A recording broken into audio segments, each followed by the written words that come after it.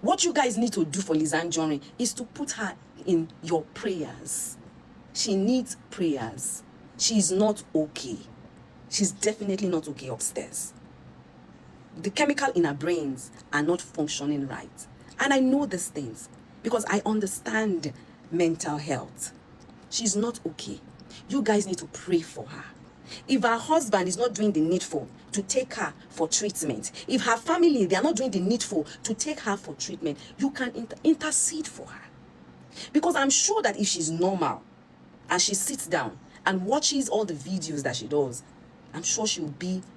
ẹ̀yin èèyàn wa finally o lẹ́yìn ọ̀pọ̀lọpọ̀ wàhálà tí Lizzy Anjorin ti bá Ìyábọ̀ Òjó fà, Ìyábọ̀ Òjó ti choose láti reply Lizzy Anjorin ní àná. Ó reply rẹ̀ o, thank God pé ó reply rẹ̀. ẹ̀yin èèyàn wa Ìyábọ̀ Òjó sọ ìdí tí o fi reply Lizzy Anjorin láti ọjọ́ yìí. She will be in a bucket of shame. Do you understand? She's not normal. She's not the same Liz that used to dance and sell her products and be happy. I don't know where her trouble started from. But there's nothing I can do than to, at this point, at this stage of her madness, is to pray for her.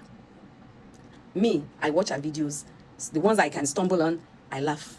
Some videos she has done it days, I'll see it later and I'll just laugh. Sometimes I don't even finish watching it. I just off it and I go about my daily life because I know that Orie in ti tú lọ́pọlọ ẹ̀.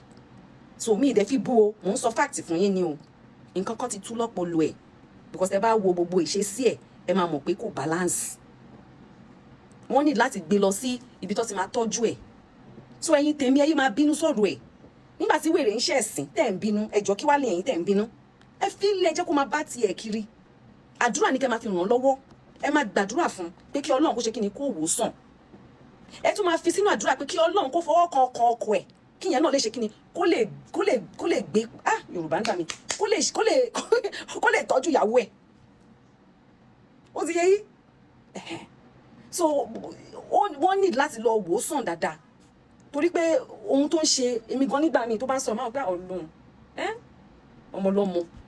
Ẹ má máa rò pé tá bá sọ pé èèyàn ní àrùn ọpọlọ kò ń ṣe pé kò dìgbà tó bá wọ àkísà o, kò dìgbà tó bá bọ́ sọ́nà tó bá bugi jẹ o, kò dìgbà tó bá kò ń ṣe gbogbo wèrè ìdí kò ń ṣe àwọn wèrè títí tẹ máa ń rìn yẹn. Amóye wèrè aláṣọ o, amóye wèrè tó máa múra dáadáa, tó máa ṣe mékọ̀pù, tó máa wà pa, tó máa fáì, tó jẹ́ pé ó dìgbà tí ó bá lanu ẹ̀ tó bá bẹ̀rẹ̀ sí ní sọ̀rọ̀ tẹ́yìn náà bá wò pé ọ̀gbẹ́ni kí ló ń sọ, nǹkan tó ń sọ yóò papọ̀, nǹkan tó ń sọ yóò kò add up, kò yé yín sìn. Bíyàn kú adarúkọ mi, bíyàn sùn adarúkọ mi, bójò bá rọ̀ adarúkọ mi, bí Nàìjíríà bá gò adarúkọ mi, bí Nàìjíríà bá lose adarúkọ mi. Ó ti yé báyìí sìn. Ṣe rí pé kò balance.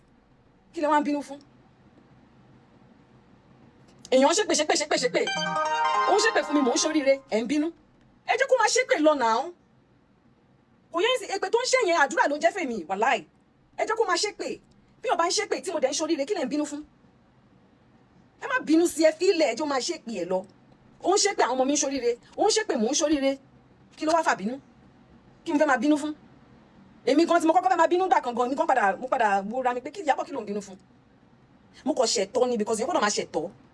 Wọ́n máa ní pé kí ló dé tó wá sọ pé èèyàn ń ṣe nǹkan báyìí. So mo ti sọ fáwọn èèyàn kankan, mo ti lọ sọ fáwọn normal authorities, wọ́n ti mọ̀ pé òkè mo ti gbẹ́jọ́ ẹ wo nǹkan báyìí o, ẹ bu ẹni yìí so.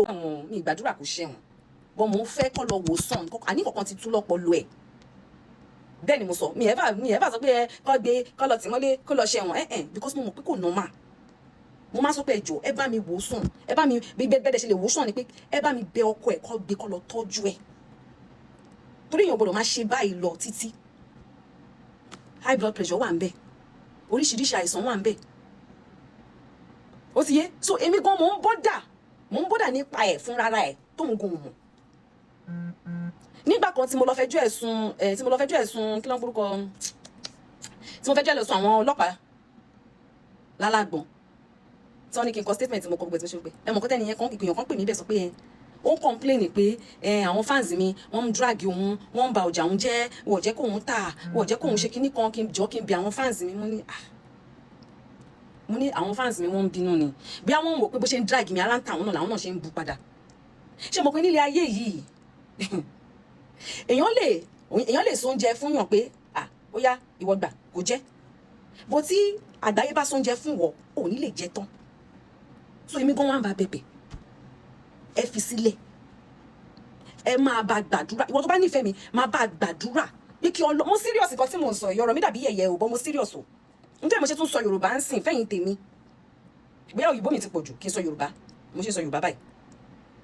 Ẹ jẹ́ ká gbàdúrà fún un, because bóyá a fẹ́ bóyá a kọ̀, òun náà ó ti jẹ́ celebrity rí, ó ti jẹ́ actress rí, so colleague wa ní bákan tẹ́lẹ̀ rí, so kò dá kakọ̀ ṣe báyìí kakọ̀ máa wù ú,